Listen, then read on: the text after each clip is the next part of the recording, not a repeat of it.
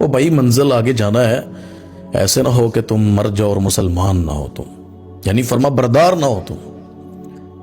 حدیثوں میں بہت سی جگہوں پہ آپ کو یہ بات ملے گی جو اللہ نے کی ہے۔ اللہ تعالیٰ فرماتے ہیں یا ایھا الذین آمنوا، اے ایمان والو، ایمان والوں کو بلا کر کہتے ہیں آمنوا باللہ ورسولہ، ایمان لاؤ اللہ پر، اللہ کے رسول پر، یعنی جو اللہ چاہتے تھے نا وہ ایمان نہیں تھا، وہ ہم اس منزل اس ٹریک پر نہیں تھے۔ اللہ کے نبی صلی اللہ علیہ وسلم نے نا ایک دائرہ کھینچا ایسے بالکل گلائی کے اندر، صحیح حدیث ہے، تو بالکل اس کے درمیان میں نا اس دائرے کے رسول اللہ صلی اللہ علیہ وسلم نے ایک اسٹریٹ لائن کھینچی بالکل دائرے کے اندر سینٹر، اور رسول اللہ صلی اللہ علیہ وسلم نے پھر اس کے ساتھ چھوٹی چھوٹی لائنیں بنا دی اندر، یعنی ایک اسٹریٹ لائن ہے اس کے ارد گرد چھوٹی چھوٹی لائنیں بنا دی۔ وہ سینٹر والا راستہ صراط مستقیم ہے، فرمایا یہ راستہ رسول اللہ کا راستہ ہے، اللہ کا راستہ ہے صلی اللہ علیہ وسلم، یہ اسلام کا راستہ یہی ہے۔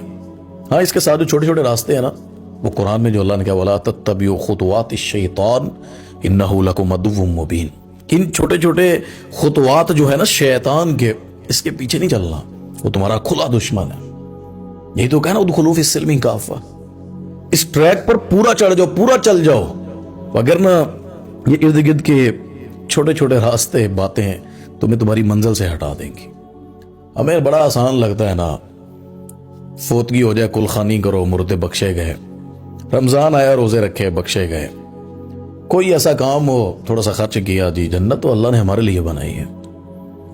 میرے بھائی آپ کی نیت اچھی ہے، اللہ دے بھی سکتا ہے، وہ تو ایک کتے کے بچے کو پانی پلانے والی کو معاف کر سکتا ہے، لیکن یہ بھی ہے وہ پکڑنے پہ آئے نا تو مسجد نبوی میں آقا کے پیچھے نمازیں پڑھنے والا، جسے اپنی منزل کا نہیں پتا تھا، عبداللہ بن ابی منافق، نمازیں آقا کے پیچھے پڑھتا ہے، اللہ کے نبی نے اس کا جنازہ پڑھایا، اپنا کرتا پہنا دیا کفن کے طور پر، اپنا لعاب منہ سے لگا کر، اور نبی جس کو چھولے اس پہ جہنم حرام ہو جائے، اللہ اس کو نہیں معاف کر رہے، جنازہ پڑھایا، آقا نے قبر میں اتارا، اللہ نے قرآن میں کہا کہ 70 دفعہ بھی میرے نبی تو اس کے لیے بخشش مانگ، میں نہیں معاف کروں۔ اس نے دل میں اپنی منزل اور بنا رکھی تھی، اس کی پلاننگ اور تھی۔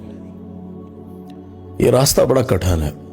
اللہ کے نبی صلی اللہ علیہ وسلم فرماتے ہیں جبرائیل کو اللہ نے بلایا جنت بنانے کے بعد اور جہنم کو بنانے کے بعد، کہ جاؤ جبرائیل جنت دیکھ کر آؤ۔ جبرائیل السلام گئے، جنت کو دیکھا، واپس آئے، اور کیا اس کی نعمتیں ہیں جنت کی۔ تو اللہ کے نبی صلی اللہ علیہ وسلم فرماتے ہیں کہ اللہ تعالیٰ نے جبرائیل علیہ السلام سے کہا کہ کیسی جنت لگی؟ تو انہوں نے جواب دیا اللہ یہ جنت، اتنی نعمتیں، اتنی خوبصورتی، اتنا کمال اس جنت کا، کون اس میں نہیں جانا چاہے گا؟ کوئی بدبختی ہوگا جو جنت میں نہیں جانا چاہے گا۔ اللہ تعالیٰ نے جبرائیل علیہ السلام سے کہا جاؤ اس جنت کی طرف جو راستہ آتا ہے نا اس کو دیکھ کر آؤ، یعنی جنت منزل ہے، اس منزل کا راستہ دیکھ کر آؤ۔ جبرائیل علیہ السلام گئے، جب راستہ دیکھا تو واپس آئے تو پریشان حیران، کا کیا ہوا؟